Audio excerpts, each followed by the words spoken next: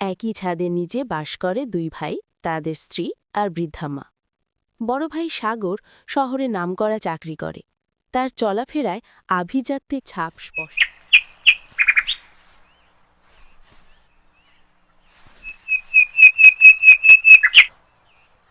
মৌ, আমার নাস্তা দেরি হচ্ছে কেন? জানো তো, আজ অফিসে ইম্পর্টেন্ট মিটিং আছে। আমাদের লাইফস্টাইল মেনটেন করতে হলে সময়ের দাম দিতে হবে। আমি তো রেডিই আছি।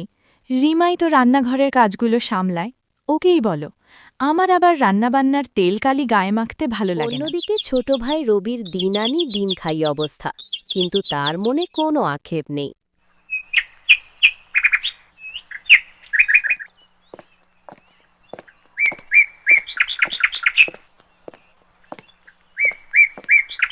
রিমা, আমি কাজে বেরোচ্ছি।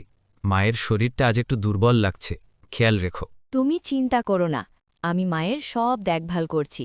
তুমি সাবধানে যেও।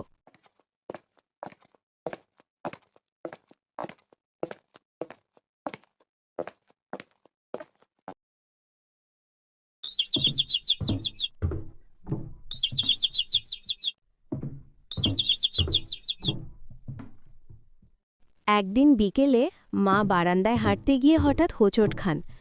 বড় বউ মো খুব কাছ দিয়েই যাচ্ছিল। পড়ে গেলাম রে। মা, আপনি সাবধানে চলতে পারেন না? আমার শাড়িটা আপনার গায়ে লেগে নোংরা হতে পারত। রিমা, রিমা, দেখে যাও তোমার শাশুড়িকে।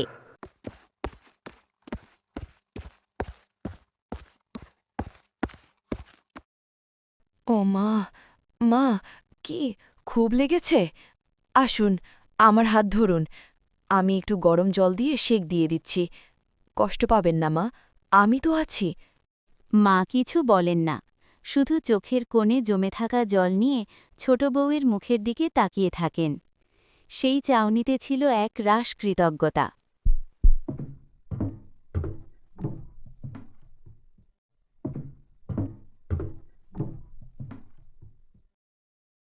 রাত বাড়ে। এক ছাদের নিচে সবাই থাকলেও মনগুলো যেন আলাদা। সাগর ঘরে ঢুকে মায়ের হাতে কিছু টাকা গুজে দেয়।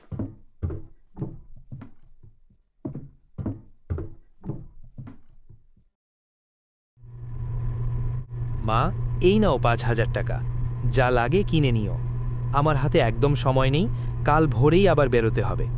আমার দায়িত্ব আমি পালন করেছি।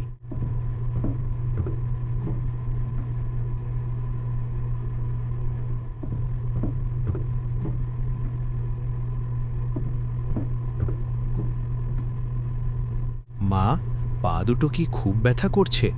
আজ অনেকটা পথ হাঁটতে হয়েছে আপনাকে।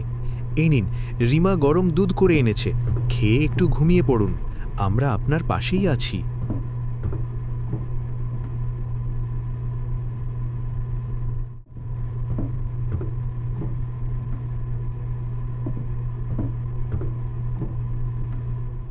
মা দুই ছেলের দিকেই তাকান। বড় ছেলের চোখে আত্মবিশ্বাস আর অর্থের দম্ভ, কিন্তু ছোট ছেলের চোখে ক্লান্তি ছাপিয়ে থাকা ভালোবাসা। মা আজ বুঝতে পেরেছেন, পরিবার শুধু এক ছাদের নাম নয়। পরিবার হলো সেই জায়গা যেখানে মানুষটা গুরুত্ব পায়। শেষ বয়সে এসে মায়ের এই উপলব্ধিটাই সবচেয়ে বড় সত্য হয়ে দাঁড়ায়। মনে রাখবেন, পরিবার গড়ে ওঠে টাকা দিয়ে নয়, গড়ে ওঠে সময়, ভালোবাসা আর যত্ন দিয়ে। যেখানে যত্ন আছে, সেখানেই প্রকৃত পরিবার।